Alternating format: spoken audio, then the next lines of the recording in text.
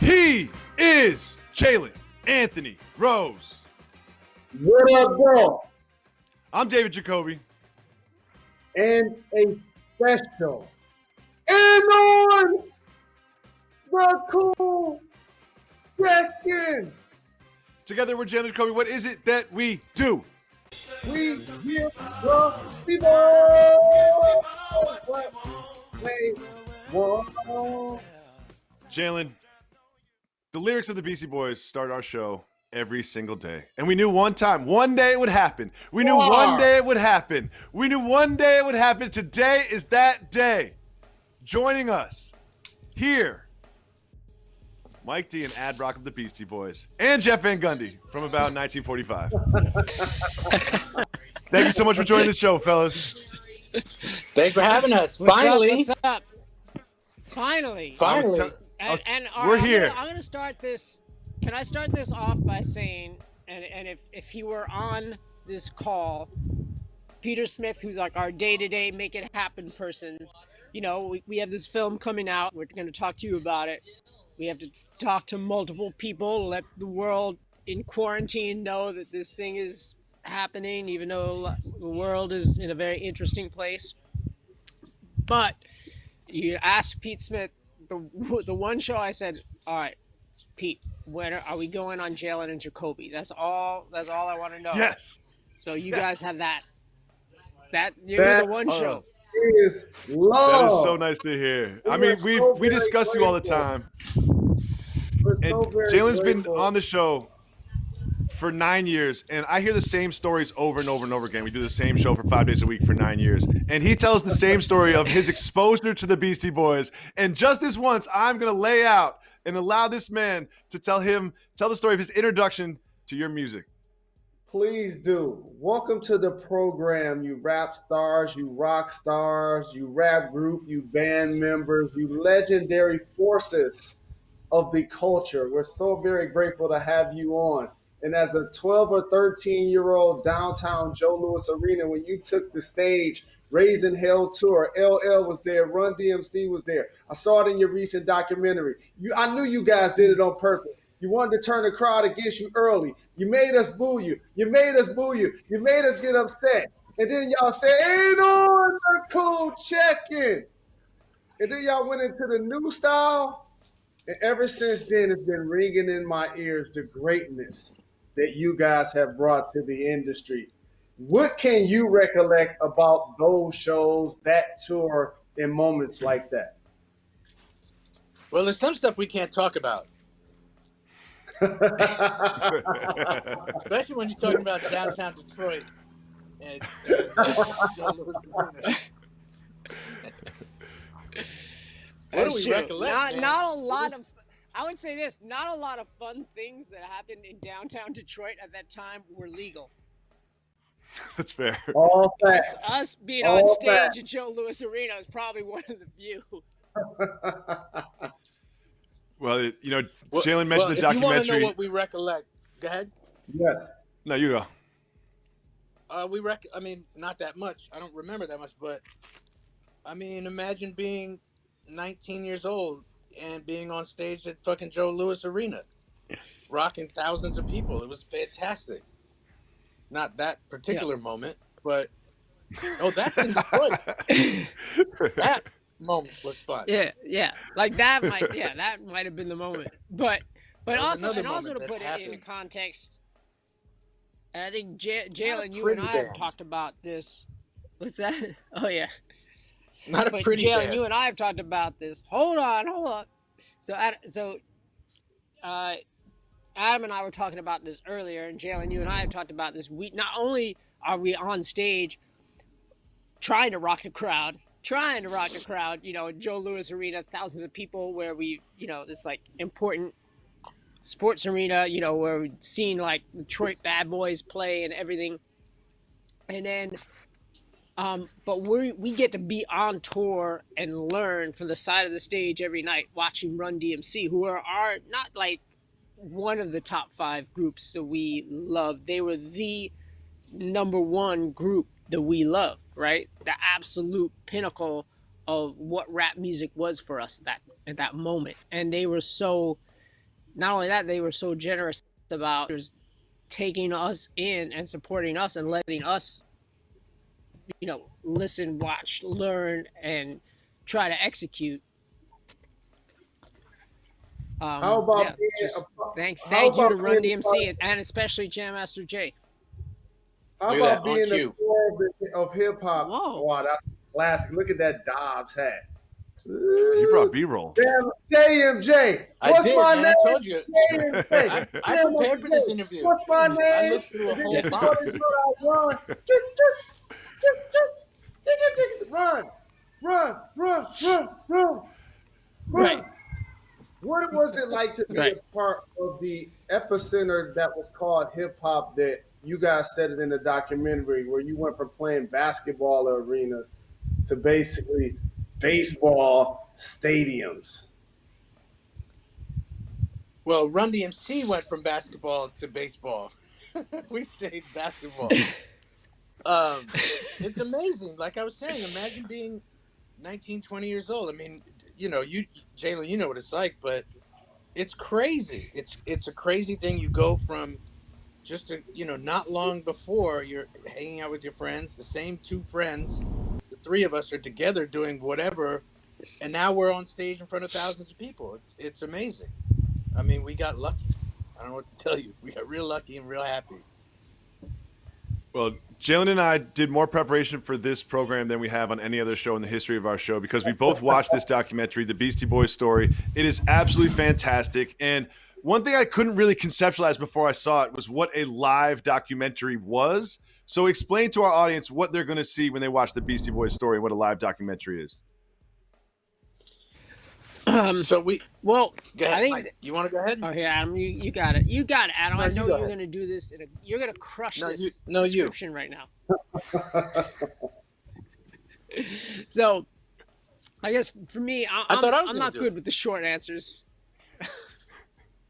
Dude, I will climb through that freaking internet wire line, and I will through that Wi-Fi. I will strangle you. See, you guys have been doing this every day for 9 years. Now, imagine for Adam and I, we've been basically doing this darn 40 close to years. every day for, You hear that, Jacoby? When you complain about me, for decades. Oh, I've been trying to get rid of you for the last Yeah. 5. Now, in terms of So here's the thing. Here's the answer.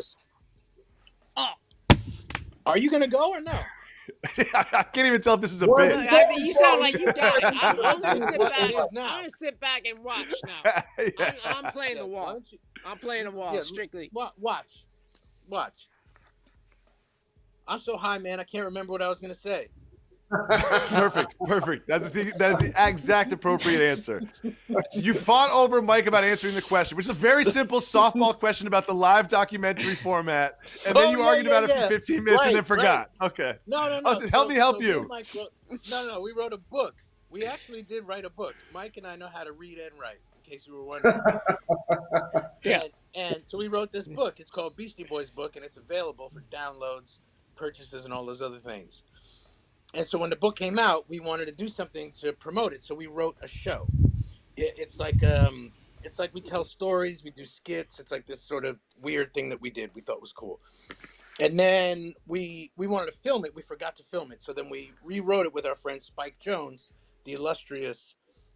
I've never seen his movies, but from what I hear, he's a very good filmmaker. Award-winning, Adam, Academy Award-winning writer. Accolades, belts. He has all of those things. Titles. And so we titles, and so we filmed this thing, and then Spike went after we filmed it. He started editing it. When he showed it to us, it was a documentary. I thought it was going to be just a document of what me and Mike did, but Spike had turned it into a documentary. So it's half like us on stage telling stories, and then intercut with a lot of pictures and footage. And I give Spike credit. I think it's really good. If you got nothing to do one thing this, I wanted in a few days. Yes. I mean, one thing that's great about this, it's like we've all seen Tiger King. We're in the middle of the Michael Jordan documentary. How does it feel to be like the meat in the sandwich that is the Tiger King and Jordan documentary? Oh man! Wow, it's true. I didn't even I didn't even think about that context because, like, of course, like the rest of everybody in the world, with my kids, we watched Tiger King, and then I just started watching Chicago Bulls / Jordan multi-part show, which I have to say I'm really enjoying. That's actually what I was going to ask you about. As we started this interview, Ad Rock, you were showing me those ain't basketball cards. Those are artifacts. Anytime over 25 years old, those are classics that you have there. So, have you seen The Last Dance? I would love to hear from both of you. Start with you, Ad Rock.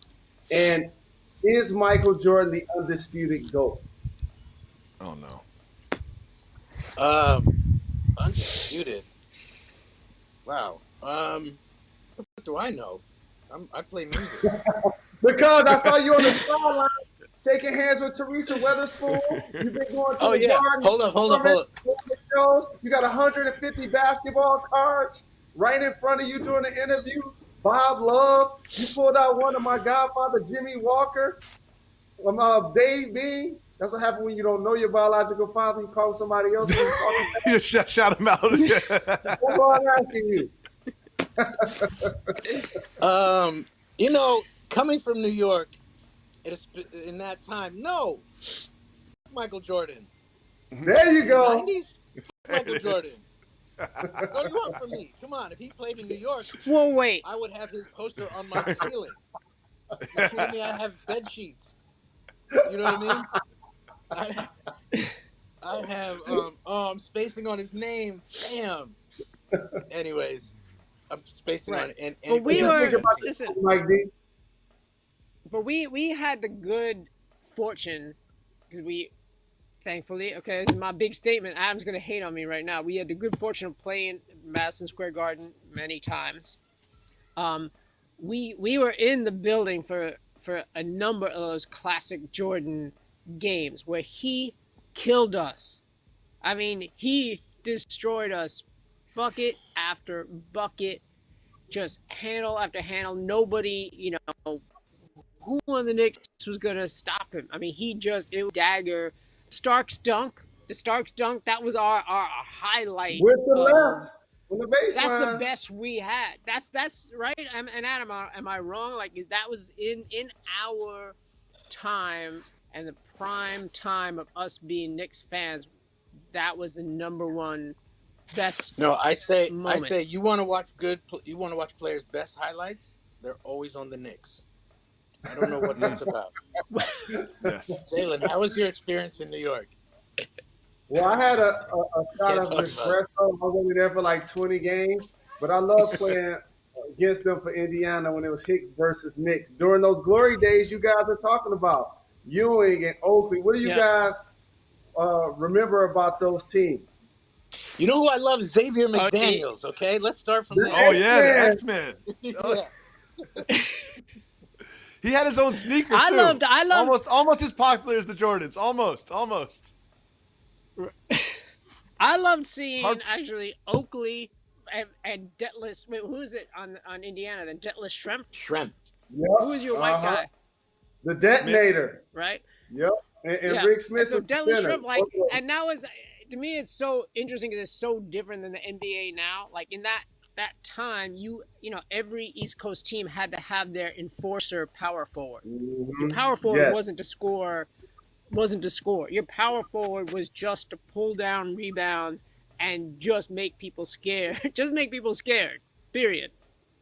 It was like a real hip hop type thing. Rodman, Oakley. Yeah. So exactly. I have an important question because Jalen played in the NBA, and he's a great NBA analyst. But see, my real basketball experience comes in pickup, and I've heard some legendary stories. It was touched on in the film a little bit about some of the Beastie Boys pickup, but I heard about PS41 Tuesday nights. So take yourself back to the tour and the house where you had the basketball hoop. Like, what was the Beastie Boys pickup games like? Yeah, I'm gonna tell it like this, Mike. Tell them what Biz Markie said the other day. Tell him.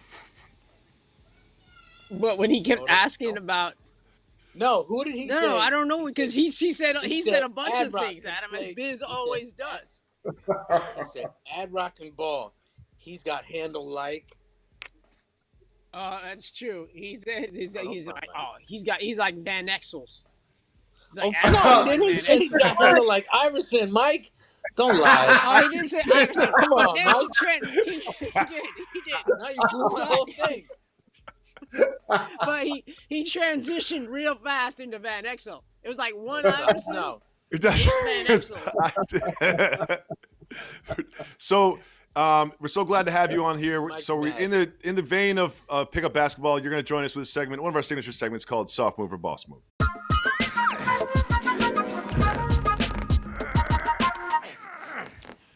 Mike, I'm going to start with you. This is an ongoing debate between Jalen and I through the years. Scoring pickup basketball by 2s and 3s, is that a soft move or a boss move? Wait, is it 2s or 3s? 2s and scores by 3s like an three? What do you NBA mean? game, or scoring by 1s or 1s and 2s. We are 1s and 2s. Tried to tell him. We never tried did. to tell We him. never did. On a 2s pickup and 3s. game, we never. And there was no. The only time that there was 2s is like when you call. Like there's times because we would always set up a hoop backstage, basically before every single show. We brought like a portable hoop with us, and we would play backstage at whatever arena. And actually, to elaborate on that story, one time backstage in Philadelphia, we were playing outside in this park. The only time our backboard, our hoop, our setup ever got stolen in the city of Philadelphia. Brotherly love. Thank you very much. Philadelphia is so hardcore in their love. They stole our basketball hoop. No. Here's the thing. We had a recording studio and we had a hoop set up in the studio, and we only ever score by 1s because who can do math? I mean, really, who wants to do that? I'm just trying to play. It is game. hard. Yeah. But we great did have point. this little pole kind of near the ceiling. But if you could shoot, if you hit it and it went over the pole and in, then you got 2. But it never happened. Oh, that you deserve Exactly. it. You deserve, No, that that's what I deserves was two. saying. That That's deserves the two. same thing on tour. So we would our hoop would be set up wherever it would be set up, like backstage. So if you had there'd be situations where it'd be like if it went off the corner and off the ceiling and then in, that's a 2-point shot. So what are you saying, You know what I mean? Mike? You could call it What's OB your answer? or you could go 2 points. I think he went soft move, but he just tried to be nice about it to try to explain it and turn it into a story. It was a really great turn from him. It was a great performance from Mike. No, 2 or 3, 2 scoring by. I say pickup game 2s and 3s. That's soft. I'm weighing in. Jalen? Go ahead. All right. So one of the things that I wanted to bring up to you guys watching this film, and I was going back through it, is just the different chapters. And you guys sort of like made a bit about it during the film where you chapterized everything, but there are true distinct chapters in your career. And it's so hard to compare them all because they're kind of like your kids or whatever. Like you like them all for different reasons and those parts you remember in your life. What do you think right now when you're watching back and you're looking at all these different periods of your life? Like which ones do you remember the fondest?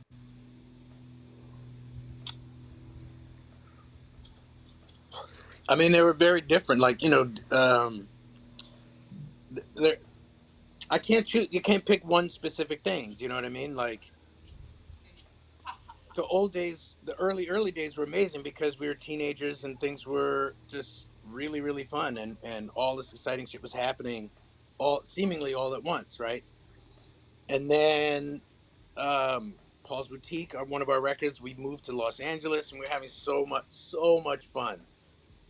And then we started like a couple years later, we did a record called Check Your Head. And that was really fun because we really got in the flow of being musicians. And, every chapter had highs and lows, obviously. But being with Adam and Mike, there's always a constant of friendship. And that's the high for the whole thing. No, I have an important question just to go back to sports for a second. What are we going to do with the dumpster fire that is the New York Knicks franchise? Like if Adam Silver calls your phone and says, Mike, Adam, I really want to talk to you guys. You guys know a lot about basketball. I respect your basketball minds. I know you're Knicks fans. What do we do with this trash franchise right now? Adam, we'll start with you. Sign Greg Oden. Oh, I like it. It's outside the box thinking. Outside the box thinking. I think he was in the big three, wasn't he? He was. That's right. Yeah. Oh, you know who we should bring back? Hey, I'm just gonna do this just because both my brothers Matthew and Oliver they love the show, and so my brother Matthew gave me the Oh, shirt. Sheen. Oh yeah. Sheen. Oh yeah. My brother Matthew gave the shirt. I want to give him a shout out. I love you, Matthew. Big shout, Matthew. Big shout out, and don't forget Oliver too. Big shout out Oliver. Oliver's always been my favorite anyway. So what the do you Horovitz think? clan. I don't know what to do with the Knicks. No, so the Knicks. What? All right. Oh, that's just wrong. Oh, wait, Look at that. Oh, that's. I like the illustration. Listen, where do you even start with the Knicks? It's hard because Are we still I'm paying Larry scared Johnson? to say. Like the Mets And Bobby playing Bonilla. The Knicks are also paying Bobby Bonilla. Yeah. We're probably still playing Bob McAdoo. I mean, yeah. Where do you start with a team that literally could not attract it any? Seems like they new literally ownership, couldn't right? get any. They quit the single. And what people don't know about the Knicks, and we know it from being New Yorkers and having the good luck of going to games, the seats in the side of the Garden in Madison Square Garden to see a Knicks game, I believe, are the absolute most expensive in the NBA. Am I correct in saying that? They're in the conversation, if not the most expensive, regardless of their record. I mean, maybe the Lakers are the same, but let's just say it's either number one or tied for number one, most expensive, and yet we have. So there's the most revenue per game inside that arena.